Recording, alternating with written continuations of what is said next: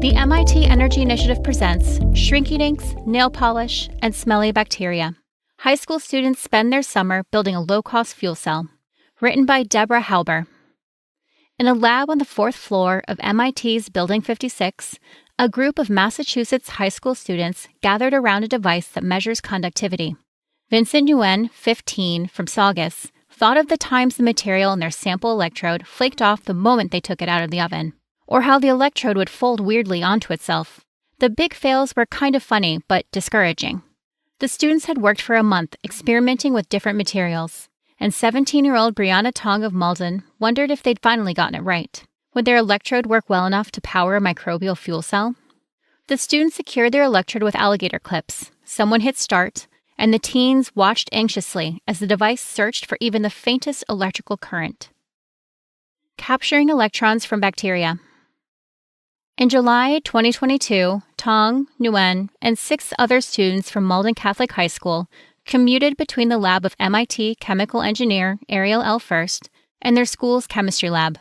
Their goal was to fashion electrodes for low-cost microbial fuel cells, miniature bioreactors that generate small amounts of electricity by capturing electrons transferred from living microbes. These devices can double as electrochemical sensors. First, the Paul M. Cook Career Development Professor of Chemical Engineering uses a mix of electrochemistry, microbial engineering, and materials science to address challenges in human health and clean energy. The goal of all of our projects is to increase sustainability, clean energy, and health equity globally, she says. Electrochemical sensors are powerful, sensitive detection and measurement tools. Typically, their electrodes need to be built in precisely engineered environments. Thinking about ways of making devices without needing a clean room is important for coming up with inexpensive devices that can be deployed in low-resource settings under non-ideal conditions, First says. For 17-year-old Angelina Ng of Everett, the project illuminated the significance of coming together to problem-solve for a healthier and more sustainable Earth, she says. It made me realize that we hold the answers to fix our dying planet. With the help of a children's toy called Shrinky Dinks, carbon-based materials, nail polish, and a certain smelly bacterium, the students got, literally, a trial-by-fire introduction to the scientific method. At one point, one of their experimental electrodes burst into flames. Other results were more promising. The students took advantage of the electrical properties of a bacterium, Shewinella oendensis, that's been called nature's microscopic power plant.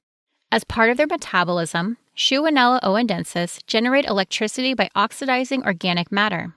In essence, they spit out electrons. Put enough together, and you get a few milliamps. To build bacteria-friendly electrodes, one of the first things the students did was culture Shewinella. They learned how to pour a growth medium into petri dishes where the reddish, normally lake-living bacteria could multiply. The microbes, First notes, are a little stinky, like cabbage. But we think they're really cool, she says. With the right engineering, Shewinella can produce electric current when they detect toxins in water or soil. They could be used for bioremediation of wastewater.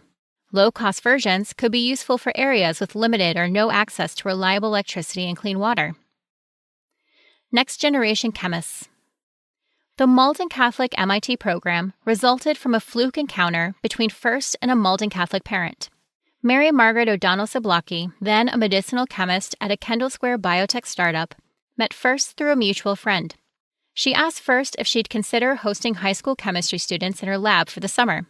First was intrigued. She traces her own passion for science to a program she'd happened upon between her junior and senior years in high school in St. Louis. The daughter of a software engineer and a businesswoman, First was casting around for potential career interests when she came across a summer program that enlisted scientists in academia and private research to introduce high school students and teachers to aspects of the scientific enterprise. That's when I realized that research is not like a lab class where there's an expected outcome, First recalls. It's so much cooler than that.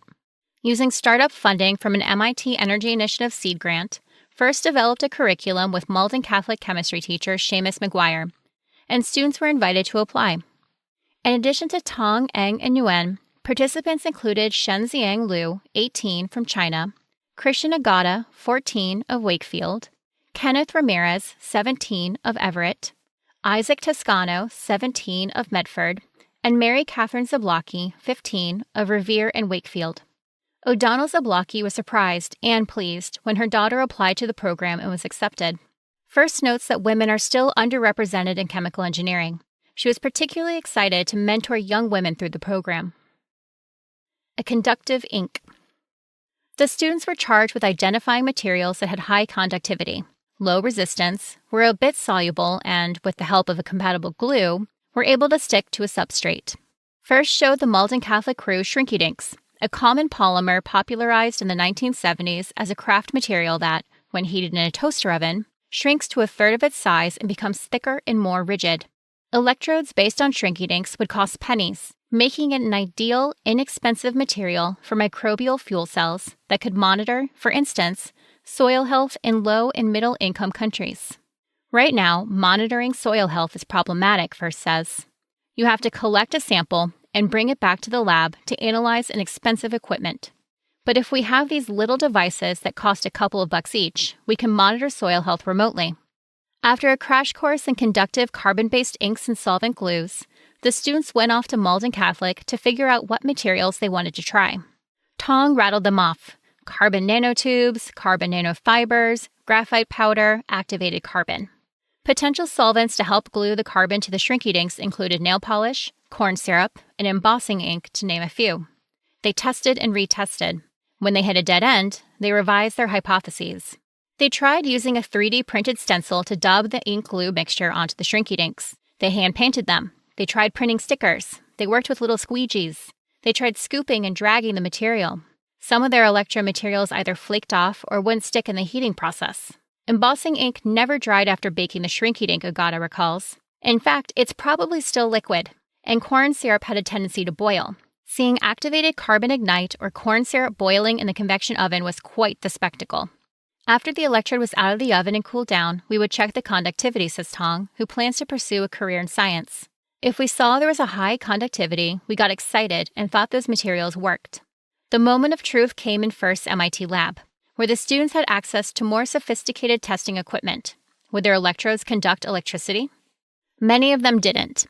Tong says, "At first we were sad, but then Dr. First told us that this is what science is, testing repeatedly and sometimes not getting the results we wanted." Lou agrees. If we just copy the data left by other scholars and don't collect and figure it out by ourselves, then it is difficult to be a qualified researcher, he says. Some of the students plan to continue the project one afternoon a week at MIT and as an independent study at Malden Catholic. The long-term goal is to create a field-based soil sensor that employs a bacterium like Shewinella. By chance, the students' very first electrode, made of graphite powder ink and nail polish glue, generated the most current. One of the team's biggest surprises was how much better black nail polish worked than clear nail polish. It turns out black nail polish contains iron-based pigment, a conductor. The unexpected win took some of the sting out of the failures. They learned a very hard lesson. Your results might be awesome, and things are exciting, but then nothing else might work. And that's totally fine, First says.